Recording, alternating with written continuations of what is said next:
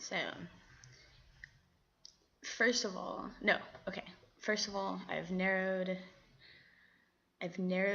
things down of at least what I'm trying to figure out to a couple of things. One is everything is basically every atrocity, every dramatic thing that we're steering away from is a response to a shattered worldview. Whenever one person who's influential or a group of people who decide that they don't want to have their worldview shattered anymore, how they respond to that is basically like what the state of the world becomes for however long their influence lasts. I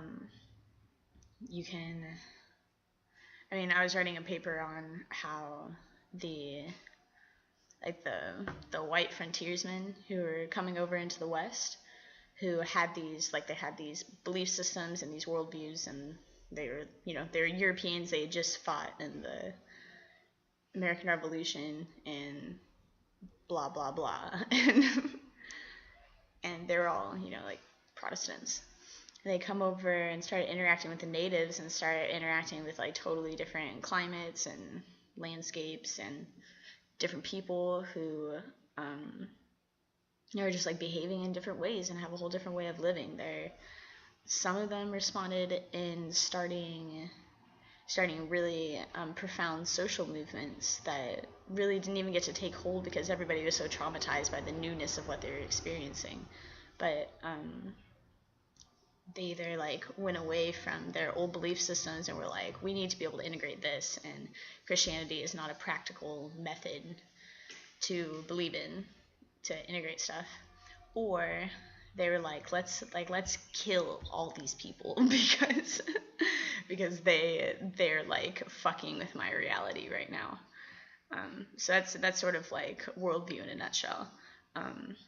Another one is the willingness to continue to create associations in your brain as you continue to store data.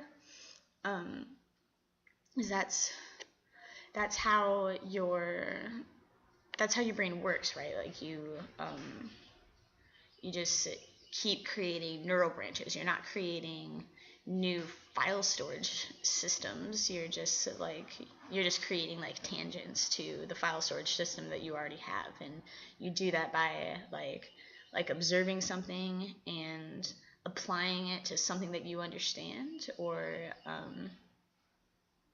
it's not linear though. Okay, whatever. But as long as you're willing to continue to make associations and understand that everything already is everything, so you can always associate everything with something. And if you stop making those associations, then you've probably become a paranoid schizophrenic in some respect. Everybody's a paranoid schizophrenic, right? We've already talked about that.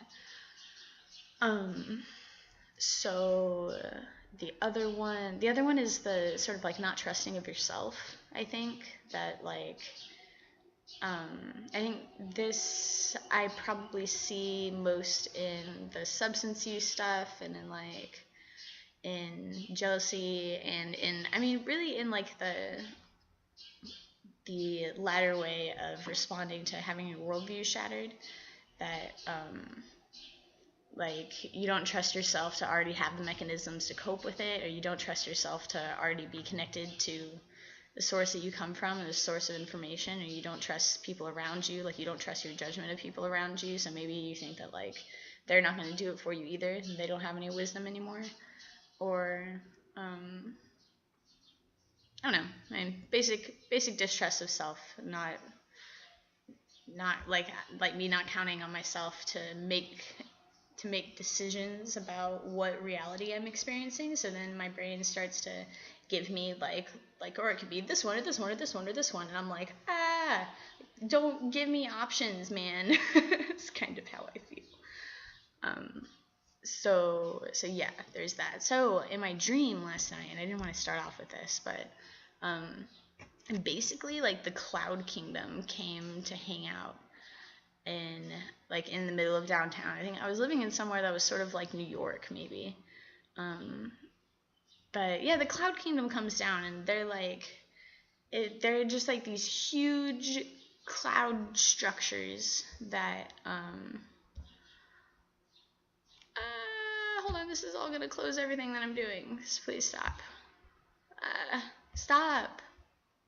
Computer, low on memory, whatever. You're a computer. I'm like not even doing anything right now. That's so crazy. Anyways, so the Cloud Kingdom comes down to hang out, and they're like acting out these really like universal stories, or universal, like, you know, cartoons and books and stuff. They're acting out Where the Wild Things Are, and like Adventure Time, and all kinds of like really cool stuff. And I saw it from, I was working on like this really tall office building, and I saw it from out my window. And my first response though was to be super paranoid, like oh my god, there's like cloud monsters all over the city. This sucks.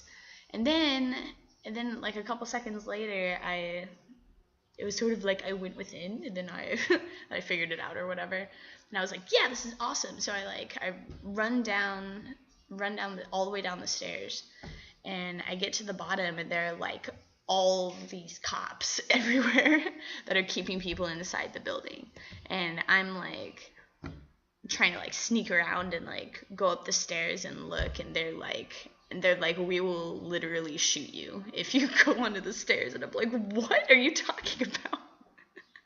Like, what are these guys doing there? So I was like explaining what I was seeing, and they're like, they're just like military vehicles everywhere, and the cops are all like blocking us off and stuff. And I was recognizing, I mean, sort of like during the dream, but also when I woke up this morning, that like we have a very paranoid culture. We are all super paranoid about all of the things, and that even when, like, I mean, that's just an example, but like it would definitely happen exactly like that, I think, where like we're being given a gift from the Cloud Kingdom realm or whatever, and the military freaks out and starts, like, you know, shooting all these missiles into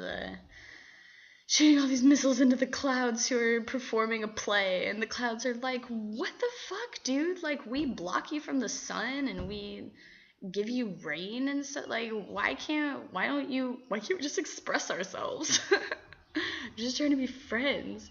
And we would have no idea, because it's so outside of our worldview. It just shatters that stuff.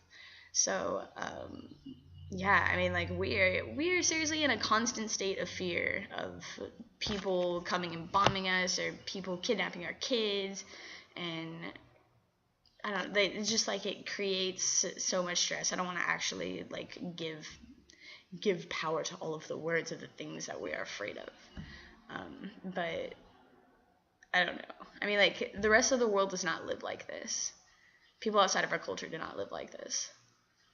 Not all the time. We don't spend all of our time doing a bunch of work and being afraid, and then coming home and watching the TV, and then going to bed, do it all again, kind of. I don't know. Okay, this is a long video. This is too much. I'm gonna totally put this on my wall though. And okay, bye.